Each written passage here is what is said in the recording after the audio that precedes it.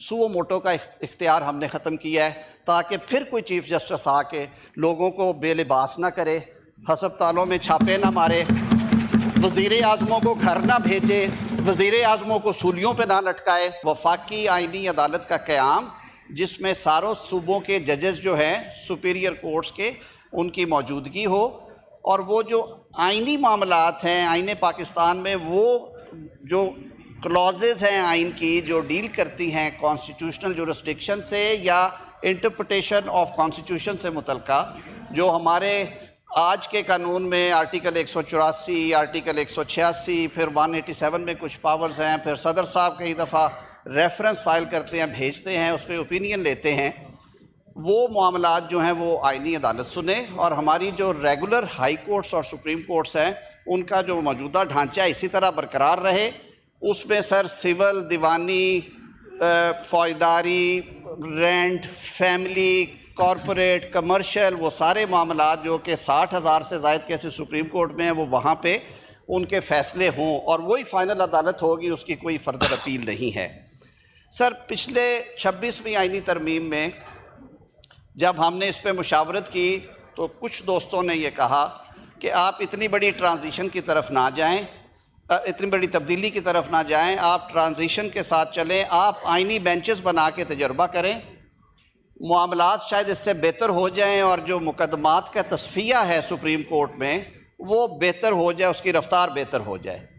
Sir हमने benches 2/3 majority से इसी ऐवान में ये बिल पास हुआ, कौमी असम्बली ने पास किया, सदर मुमलिकत ने असेंट किया, ये बिल पास हुआ, आइनी बेंचेस बन गए सुप्रीम कोर्ट ऑफ पाकिस्तान में। अब सर था ये कि वही अदालत है, वही जज साहिबान हैं, जुडिशल कमीशन ऑफ पाकिस्तान उन्हें नामजद कर देते थे, वो दिन का ज़्यादातर टाइम कॉन्स्टिट्यूशनल पटिशन सुनते थे, वो जो मामलात उनकी जुरिस्डिक्शन में थे, और बाकी टाइम पे दीगर मुकदमात भी। लेकिन sir fact of the matter ये है कि 5 या 6% मुकदमात हैं टोटल जिनका मैं जिक्र कर रहा हूँ, सर वो कोर्ट का 40% वक्त जो है वो ले जाते हैं और बाकी मुकदमात वहीं के वहीं खड़े थे। दूसरा सर कुछ लोगों ने ये भी कहा कि जी ये कोर्ट विद इन कोर्ट है, कुछ ने ये कहा कि जी बेंचेस जो हैं वो जुडिशल कमीशन बनाता है, उसमें लेजिस्लेचर भी बैठी है, उसमें एग्जेक्टिव भी है, ये क्यों होगा, ये एतराज़ात थे। तवील मुशावरत के बाद ये तय किया है,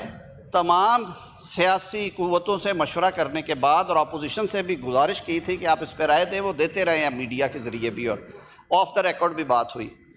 हमने कहा कि वो जो एक दरीना ख्वाहिश और मुतालबा है कि एक वफाकी आइनी अदालत कायम की जाए, उसकी तजवीज़ पार्लियामान में लेके आई जाए, जो कि इस बिल के ज़रिए आज हम ले आए हैं। सर अब ये तब्दीली आने की वजह से तकरीबन 40 ऐसी क्लॉजेज़ हैं आइन की जिनमें तब्दीली करने जा रहे हैं, क्योंकि वहाँ पे लफ्ज़ आइनी अदालत यानी फेडरल कॉन्स्टिट्यूशनल कोर्ट का जिक्र होगा या उसके चीफ जस्टिस का या उसके जजेस का होगा जिक्र। इस वजह से तकरीबन 40 जो हैं क्लॉजेज़ 49 में से वो कॉन्सिक्वेंशियल इन नेचर हैं, यानी कि वो आइन की किसी क्लॉज का वो जो मफहूम है तब्दील नहीं कर रहे, उसमें सिर्फ उसका जिक्र किया जा रहा है। सर दूसरा एक इशू आया ट्रांसफ़र ऑफ जजेस ऑफ द हाई कोर्ट्स। 1973 के आइन में सर आर्टिकल 200 में इसको एड्रेस किया गया और आर्टिकल 200 में ये कहा गया कि किसी भी जज को एक हाई कोर्ट से दूसरे हाई कोर्ट में सदर मुमलिकत ट्रांसफ़र कर सकते हैं, और वो इख्तियार ज़ाहिर है वज़ीर आज़म की एडवाइस पे इस्तेमाल होता था, लेकिन उसके लिए उस हाई कोर्ट जहाँ से वो जा रहे हैं चीफ़ जस्टिस साहब को, जिस हाई कोर्ट में वो जाएंगे उसके चीफ़ जस्टिस साहब को और सुप्रीम कोर्ट के चीफ़ जस्टिस को वो एतमाद में लेंगे, यानी कि उनसे कंसल्टेशन करेंगे, और उसके बाद वो तबादला जज की रज़ा के बगैर 2 साल के लिए हो सकता है, लेकिन अगर 2 साल से ज़ायद अरसा आपने उन्हें भेजना है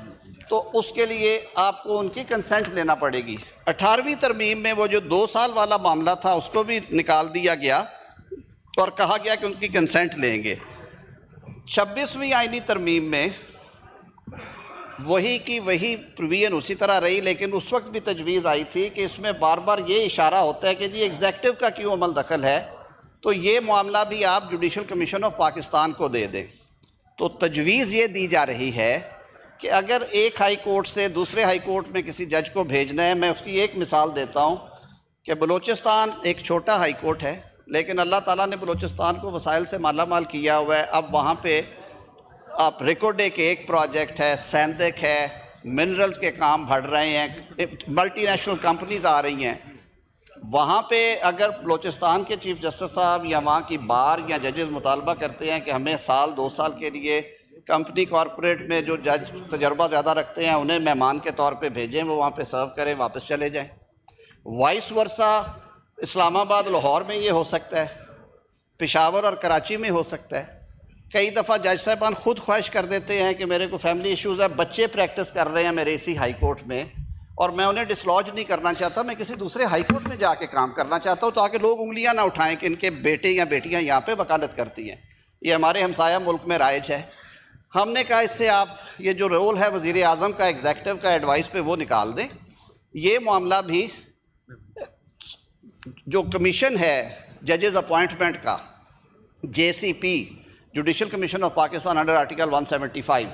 उसके सुपुर्द कर दिया जाए, जिसमें चीफ जस्टिस होंगे, जिसमें 4 और जजेस होंगे, जिसमें बार का नुमाइंदा है, जहाँ पे 2 अपोजिशन के 2 ट्रायरी बेंचेस के मेंबरान हैं, जिसमें अटॉर्नी जनरल भी बैठता है। वो ऑल इंक्लूसिव है जो कि 18वीं तरमीम की ऐन रूह के मुताबिक बनाया गया। और साथ में जो 2 हाई कोर्ट्स इन्वॉल्व होंगे उनके चीफ जजेस को भी बनाया जाए। उसमें सेफ गार्ड्स भी दिए गए हैं। सेफ गार्ड्स ये हैं कि चीफ जस्टिस जिस सूबे में बैठे हुए हैं, कोई भी चीफ जस्टिस, उनसे सीनियर जज को नहीं भेजा जाएगा ताकि चीफ जस्टिस का ओहदा जो है उसके हवाले से किसी किस्म का कोई तनाज़ा पैदा ना हो। उसमें जुडिशल कमीशन पे छोड़ दिया गया कि वो जज साहब को बुला के उसकी कंसेंट की बात करना चाहें, कंसेंट के अलावा करना चाहें, किन टर्म्स पे भेजना चाहते हैं, कितने अरसे के लिए भेजना चाहते हैं, वो क्लियर कर दिया गया है। पीछे ट्रांसफ़र्स हुई इस्लामाबाद हाई कोर्ट में, क्योंकि ये एक फेडरेशन का हाई कोर्ट है। कहा गया कि ऐसे इलाके जिनकी नुमाइंदगी नहीं है, सिंध इंटीरियर से, बलूचिस्तान से, पंजाब के साउथ ऑफ पंजाब से, वहाँ से जजेस को ट्रांसफ़र किया गया तो उनकी सीनियरिटी का मसला पैदा हुआ। मामला आइनी बेंच के सामने गया,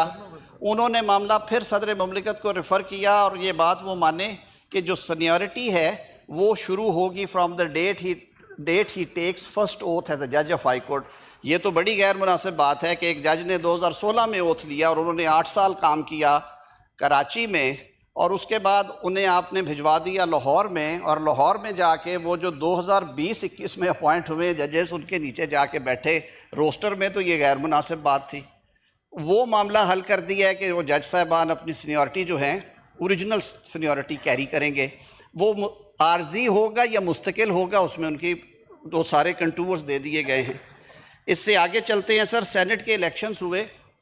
सारे मुल्क में हो गए, लेकिन कुछ सियासी कशमकश भी थी, कुछ अदालती फ़ैसले थे। दोनों फरीकैन अपने मौक़िफ़ पे कायम थे, मामला अदालतों में रहा।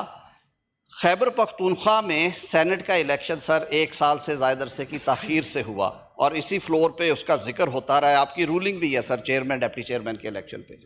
अल्लाह ने किया हो गया। अब ये एक इब्हाम रहना था थ्रू आउट, और कल को भी ऐसी सूरत हाल आ सकती थी। उनके टेन्योर की प्रोटेक्शन और जो सेनेट की हार्मनी है, यानी कि सेनेट कभी तहलील नहीं होती और हर 3 साल के बाद सेनेट के इलेक्शंस के बाद ओथ होते हैं और पहला काम चेयरमैन और डिप्टी चेयरमैन का इलेक्शन होता है। उसको किसी इब्हाम और तनाज़े से बचाने के लिए सर उसको सेविंग क्लॉज दी गई है, उसको एक्सप्लेन कर दिया गया ये किस तरह होगा।